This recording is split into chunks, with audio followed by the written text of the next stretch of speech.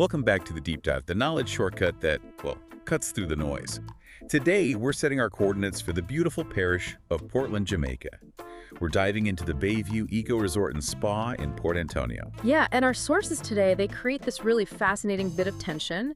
We're looking at the resort's own descriptions, selling itself as this tranquil haven of peace and eco-paradise. Right. And then we're comparing that with the candid feedback from actual travelers. Okay.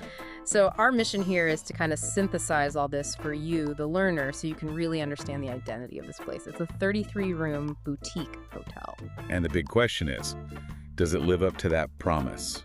Or does that rustic feel maybe come with some baggage? Exactly. That distinction is so important because this isn't one of those giant resort complexes. No, definitely not. The Bayview Eco Resort is perched up on a hill overlooking the Turtle Curl Harbor. It's about 4 miles east of, the main part of Port Antonio. And its whole focus seems to be on maintaining the natural environment, the plants, the animals. So it sounds great for, getting away from it all. Social distancing, even. Okay, section 1. Let's talk about the vibe and the location trade-offs. Well, the story of how it was built really dictates the whole atmosphere. It used to be a coconut plantation. Oh, interesting. Yeah, and the resort kind of grew organically around smaller buildings that were already there. So it doesn't have that standard blocky hotel structure. It feels, different. And guests really pick up on that, right? I saw words like therapeutic, tranquil. Definitely. They talk about being immersed in nature. Someone mentioned seeing beautiful, colorful caliber birds right there. It's got a very green jungle environment feel. That seems to be a huge part of the appeal. And it clearly is. And you see that in the scores, too. The location itself gets rated really highly, 8.8 out of 10. Those views over the harbor must be something else. But here's the flip side, maybe. The location score is high, but it's not actually on the beach. Correct. It overlooks the water, but you're not stepping out onto sand. And geographically, it's near some big landmarks. Trident Castle, Blue Lagoon, Folly Ruins are all pretty close, so it seems central for sightseeing. It is, yeah. But you have to think about getting to those places. Ah. If you look at the walkability score, how easy is it to walk to restaurants or attractions nearby? It's only 44 out of 100. Ooh, okay. That's low. It tells you that while the resort is beautiful and near things, you really need a car or some kind of transport to explore Port Antonio properly. Does that ever become a sticking point in the reviews? I mean, needing a taxi or a driver every single time you leave could kind of chip away at that peaceful feeling, couldn't it? Especially the cost. That's a really good point. And yes, we did see at least one comment from a traveler saying the hotel's own driver service was very expensive. Right.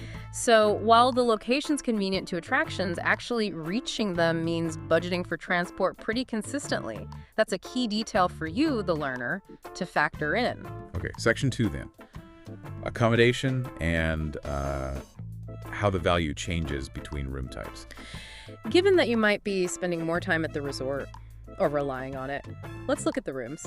They have 33 rooms spread across 5 main buildings like the Aki House, Grand House, etc. And what's standard in the rooms? Pretty much all of them have air conditioning, private balconies, satellite TV, Wi-Fi. Many boast sea and garden views. But instead of going house by house, maybe let's focus on the pricing tiers, because that really shows the value jump. Good idea. Let's unpack that pricing structure based on what you get. Okay, so Tier 1 is the standard room. That's generally around $130 a day. It's your basic, comfortable room for rest and relaxation, good views. Simple enough. What's the next step up? The next level jumps to about $180 per day. This covers rooms like the standard triple room or the superior room. And what does that extra, $50 get you? Well, for families, the standard triple in the bamboo or mango houses adds an extra twin bed. Makes sense. Or, if you want more self-sufficiency, the $180 superior room, that's in the Palm House, includes a little kitchenette kettle, basic utensils, and a bathtub option, which some people prefer. That kitchenette could be really useful, especially if getting to restaurants requires a ride every time. Exactly. Big added value there. Then there must be a top tier for individual rooms. Yep, that's the junior suite in the Aki House. It's priced higher, around $270 a day, and it seems to be a guest favorite. What makes it premium? The kitchenette is better equipped, microwave, small fridge, probably better for longer stays. Gotcha. And for bigger groups? There's the Grand House. It's basically a private villa. 3 bedrooms, 3 bathrooms, kitchenette, living dining area, wraparound balcony. Accommodates up to 6 people for about $262 a day. Wow, okay. And critically, I saw that complimentary breakfast and Wi-Fi are included across the board, even in the basic standard room. Yes, that's a huge baseline value, especially that breakfast. When you think the average nightly rate is floating around $130, $150 USD, maybe a bit more in peak season like February. Right. Getting a proper breakfast included every day is a major plus for convenience and, frankly, for your wallet. Definitely. Okay, section 3. Let's move outside the rooms to the shared amenities and especially the dining. Right, so beyond the rooms, you've got the standard stuff you'd expect for relaxation. There's an outdoor pool, open year-round with a separate little pool for kids, and a bar lounge area. And they lean into the spa part of the name, too. They do. There's a ginger lily spa, sometimes called an adjustic living spa. They offer quite a range. Deep tissue, hot stone, even prenatal massages, facials, body scrubs, aromatherapy. You can even get massages in your room. They seem serious about the relaxation aspect. And the food. The Old Country Kitchen is their main restaurant. Yes, it's an open-air restaurant, open pretty much all day, 7 a.m. to 10 p.m., serves both Jamaican and international food, and this seems to be an area where they get consistently high praise. Particularly the breakfast, right? Especially the breakfast. That complimentary meal gets mentioned over and over. People call it a hearty Jamaican breakfast. They offer both continental style and local Jamaican options daily. That sounds great. And one guest added this interesting detail. They said the breakfast setting encourages a modicum of camaraderie among guests. Oh, I like that. It suggests the atmosphere is good, not just the food. Exactly. It ties right back into those amazing staff ratings we'll talk about later. It's not just about eating, it's about the welcoming environment the staff creates. It makes the place feel warm. That makes a huge difference. Totally. And just quickly, for anyone thinking about events, they do have a conference room. It apparently has panoramic views of the harbor, so suitable for small weddings or meetings. Even with the rustic feel, it can handle functions. Okay, section 4. Let's shift to the adventures angle, the eco part of the name. Right, this connects directly to Portland Parish being incredibly lush and full of natural wonders. If you're someone who likes to be active on vacation, this location is, well, arguably a fantastic gateway. The list of nearby stuff is pretty impressive. It really is. The resort seems to function as a hub for classic Jamaican ecotourism. We're talking Rio Grande rafting, hiking in the Blue Mountains, visiting famous waterfalls like Reach Falls and Somerset Falls. Exploring Maroon Village, swimming at Monkey Island. Yeah. It's all right there. Pretty much. So the resort's role seems to be facilitating access to all this natural beauty. But again, if transport is tricky, how do guests actually manage to do all these things? This is where that highly rated staff becomes absolutely critical. It's not just an amenity, it's like essential infrastructure here. How so? Reviewers constantly praise the staff for their local knowledge. They help organize trips, give advice on the best spots, sort out the logistics. The resort isn't just a bed, it's your local fixer, your advisor. That kind of guidance can be invaluable, right? Saving time and money. Like that example someone mentioned about Winifred Beach. Exactly. A reviewer said the staff pointed them to Winifred Beach and told them it was the only beach in Port Antonio you didn't have to pay to access. That's insider gold. You wouldn't necessarily get that at a big, anonymous chain resort. Absolutely not. And that willingness to share local secrets to make sure guests have an authentic experience, that really cements the resort's identity as an ecotourism facilitator, even with the transport hurdle. Okay, so section 5. Let's pull it all together. The reality check based on synthesizing these reviews. The overall scores are decent, like 7.5 out of 10, 3.8 out of 5. Okay.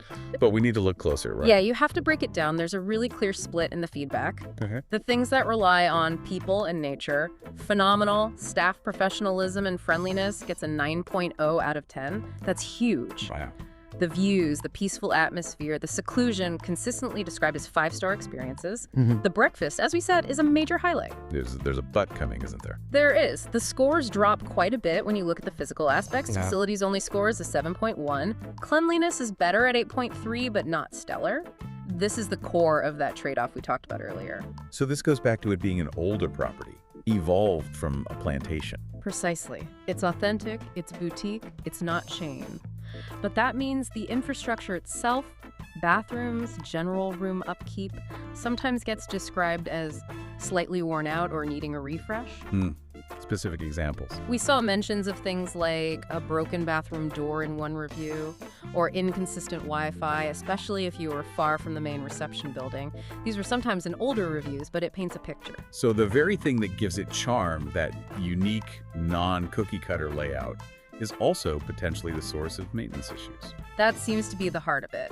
The lower facility score reflects that if you're looking for sparkling, modern, flawless luxury, well, you might notice some rough edges here. Okay. But, and this is crucial, the high scores for the staff and that powerful natural setting, that therapeutic vibe we mentioned, they seem strong enough to compensate for many people. So it still gets described as romantic and charming, despite these flaws. Consistently. The value proposition is heavily weighted towards the experience, the service, the location's natural beauty, rather than, say, sleek, modern finishes. All right, final thoughts then, wrapping up this deep dive. All right. It seems the Bayview Eco Resort and Spa is definitely unique, a hillside boutique place, strong on personal service, full of authentic Jamaican character, and it's a fantastic launchpad for exploring Port Antonio's natural wonders. Absolutely. And you've learned its identity really embraces that rustic plantation past, creating this atmosphere people find genuinely therapeutic. But that comes with a trade-off. Right. While you get exceptional service and that peaceful setting, you also accept the occasional rustic detail, the need for transport, maybe some infrastructure that feels a bit dated. So the final thought for you, the listener. The provocative question is, how do you weigh those elements? Is the incredible staff and the genuine, tranquil atmosphere more valuable to you than, say, brand new fixtures and walking distance to everything? Where does the balance lie for your ideal escape? That's the choice this resort presents. A choice that really defines what kind of Port Antonio experience you're looking for. We hope this deep dive helps you weigh those priorities. Until next time, keep digging into the details.